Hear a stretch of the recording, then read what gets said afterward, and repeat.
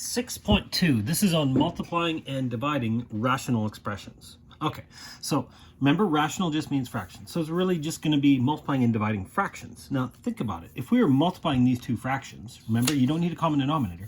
You simply multiply across the top 5 times 4, which is 20.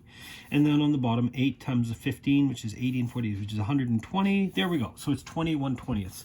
And then I'm going to simplify that down into, I can take out 10 from both, so it's 2 over 12. So it'd be 1/6. Yes.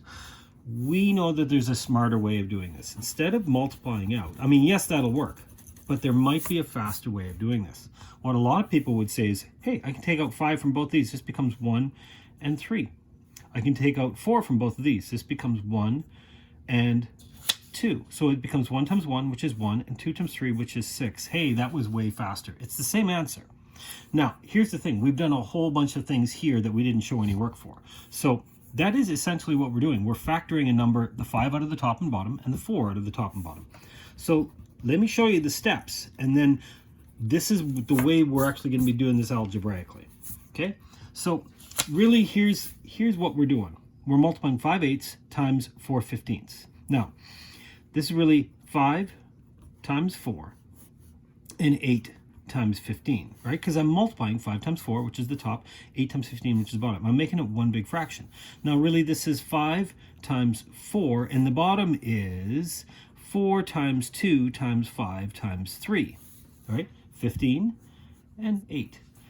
And because I can change the order, this is the same as saying 4 over 4 times 5 over 5, right? 4 over 4, I can change the order, 4 times 5 or 5 times 4. Times, well, there's nothing left, but it's 1 over 2 and 3.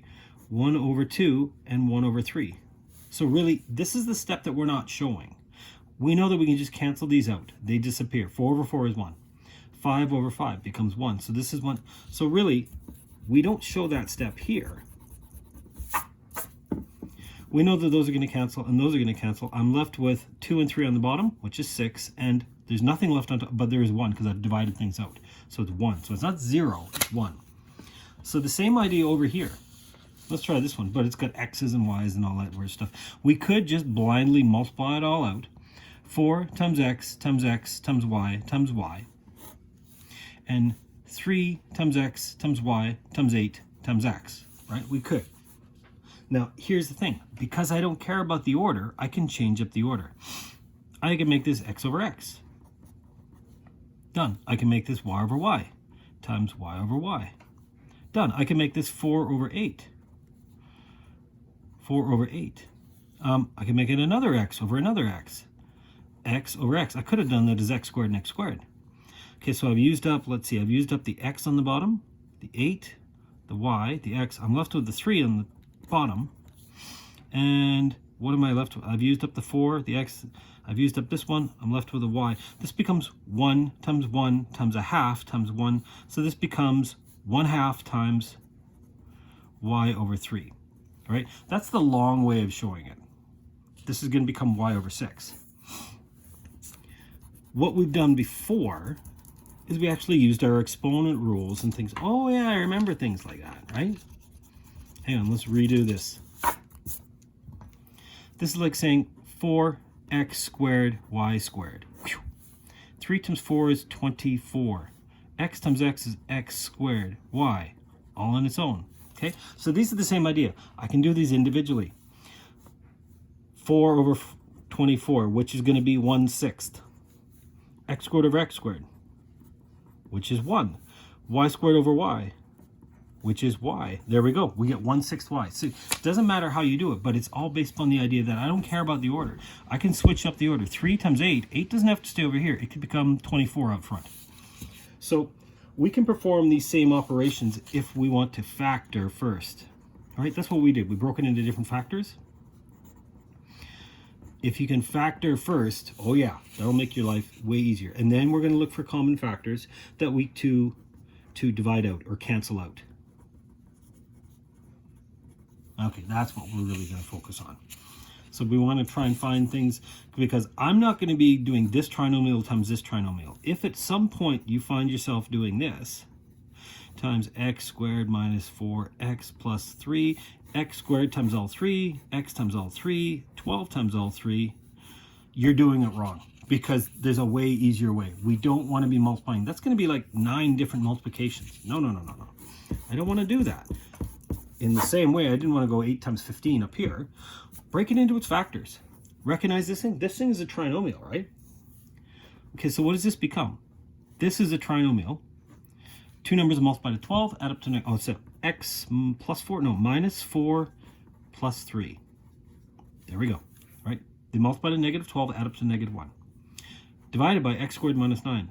Oh, that's a difference of squares. X plus 3, x minus 3. Okay. This whole thing's being multiplied by, okay, let's factor over here. X squared minus 4x, okay, multiplies to 3. It's got to be 3 and 1, but they're both minus, so it's going to be x minus 3 and x minus 1. And this is not a difference of squares. No. X squared and 4x. See, this was x squared and 3 squared. This is 4x, but I can divide out an x. Okay, so now that I've broken it into my factors, that's really like saying this times this.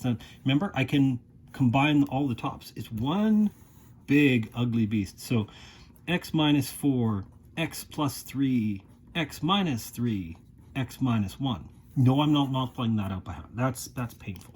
But look at the bottom, x plus 3. And because I don't care about the order, I can switch up the order. I'm going to put that underneath here. And the x minus 3, I'm going to put it underneath here.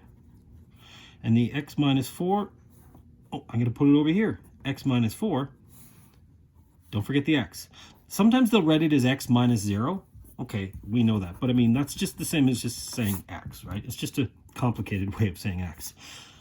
Now that I've got this, I could break it into this times this times this, which is 1 times 1 times 1. But really what we do is we cancel them out. Cancel, cancel, cancel.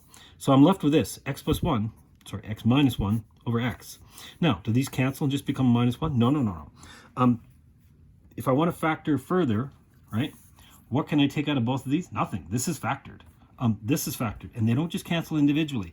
If I really wanted to, I could break it into x over x minus 1 over x, right? Two different denominators. Or, sorry, two same denominators. This becomes 1 minus 1 over x. But you know what? It's the exact same thing. Why don't I just leave it like this? Because this doesn't simplify any further.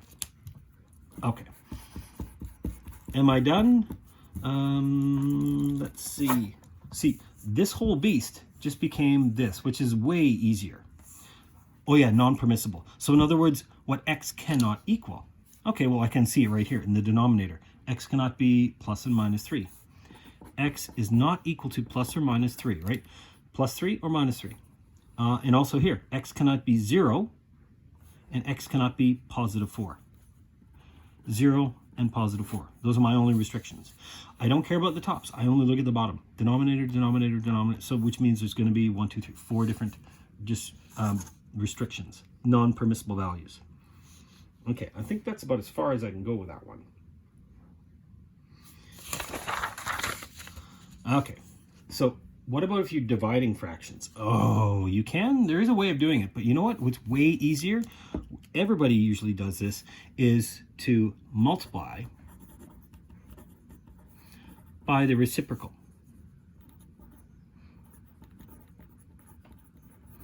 Now, it's always the reciprocal of the second one. It's the divisor. So in other words, 5/3, I'm going to flip this one upside down.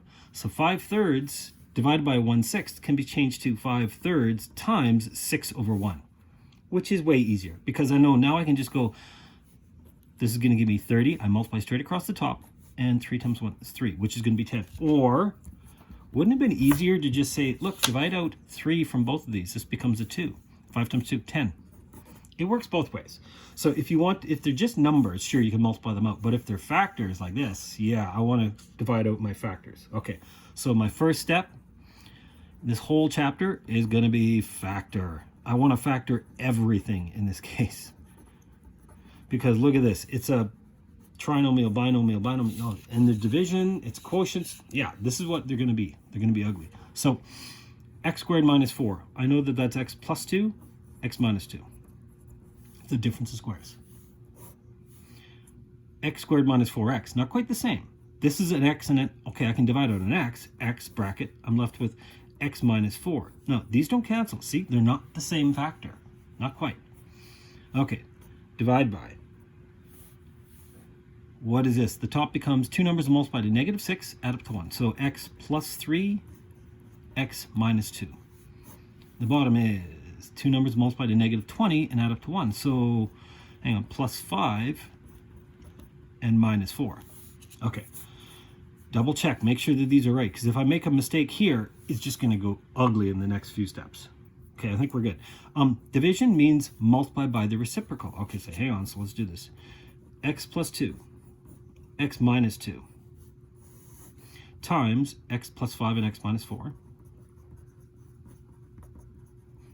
Right? And then the bottom is going to be this and this. X minus 4, these go to the bottom. This becomes x plus 3, x minus 2. Okay, now that I've got everything factored, I can start to cancel things out. Now, if you are going to cancel it, just show it lightly so I can see what's canceled. Here's what you don't want to do. You don't want to completely blacken these things out so I can't see what any of these things were in the first place. That's not good. But those cancel. Minus 4, those cancel. 5, nope. 2, nope. Okay, so here's what I'm left with.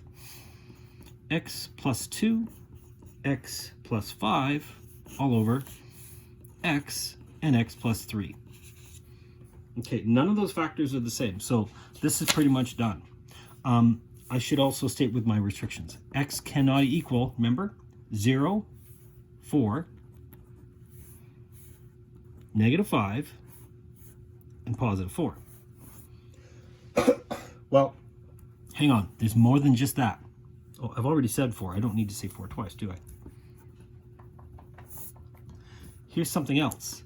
As soon as I flip these upside down, these two become in the denominator now as well. So here's another one, negative 3 and positive 2.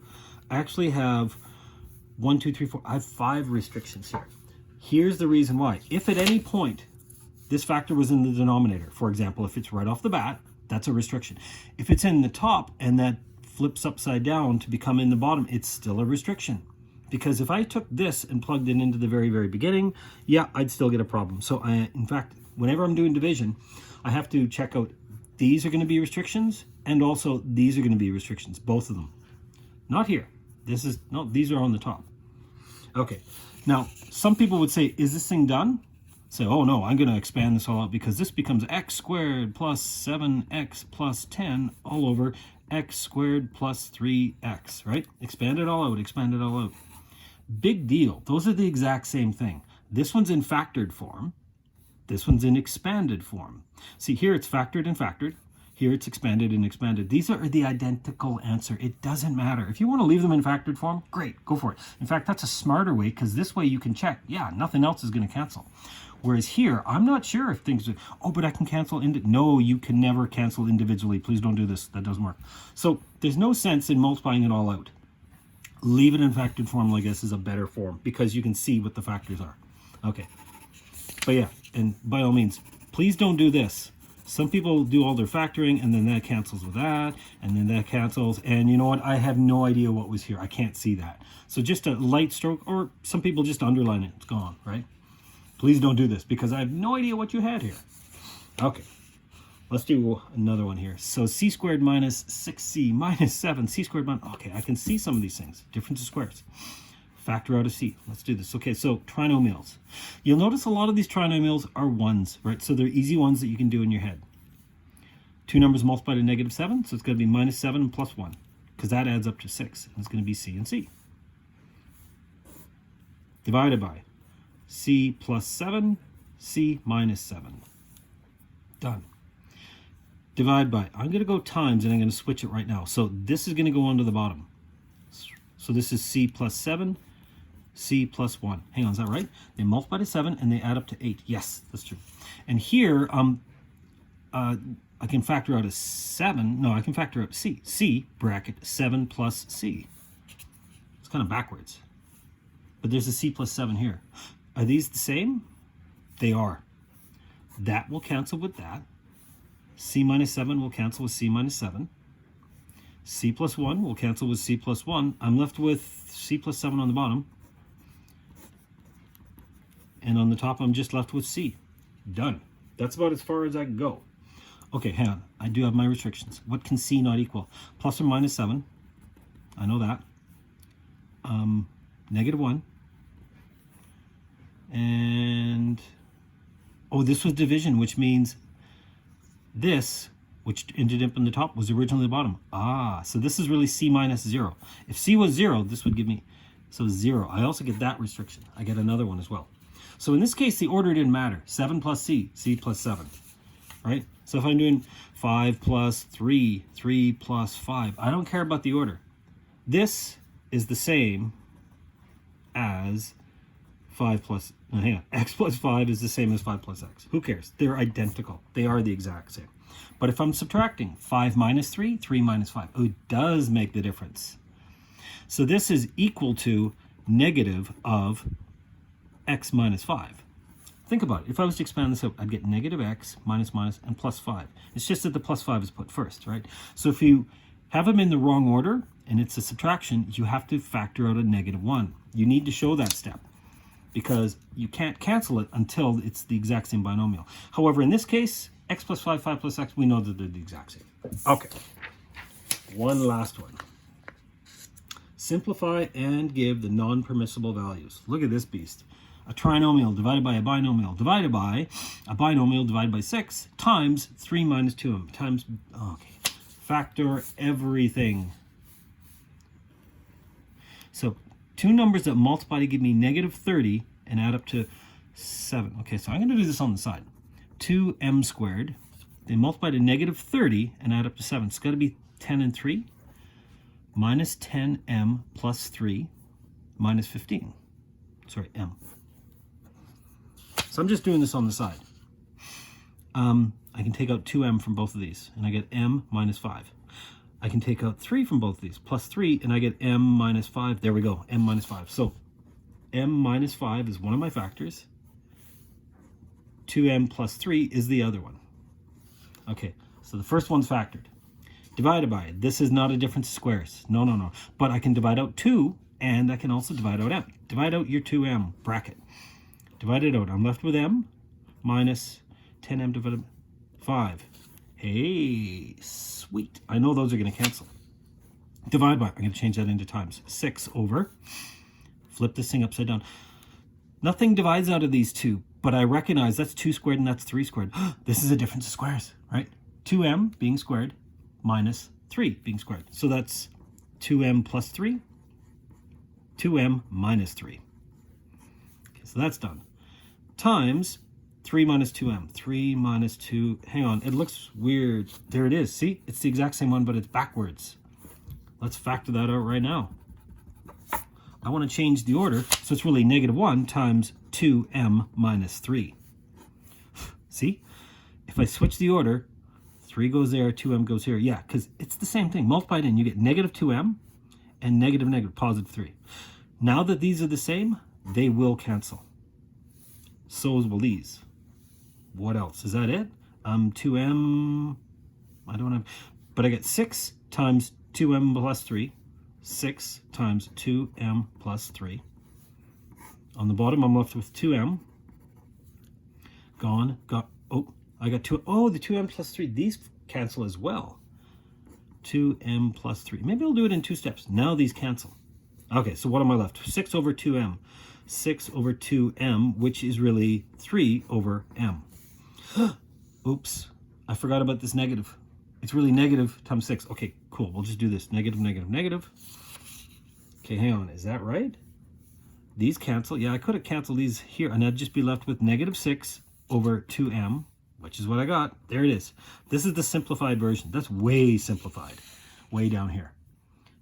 -3 over m. So, what are my restrictions? M cannot equal if at any point it was in the denominator. Okay, so 0, positive 5. These ones as well. -3 over 2, positive 3 over 2. So plus or minus 3 on 2. There's no denominator there. This is my 0. I think that's it. I think those are the only restrictions that I have. Okay, so what are the key ideas here? If you factor the numerator and the denominator, then you can divide out your common factors. Right?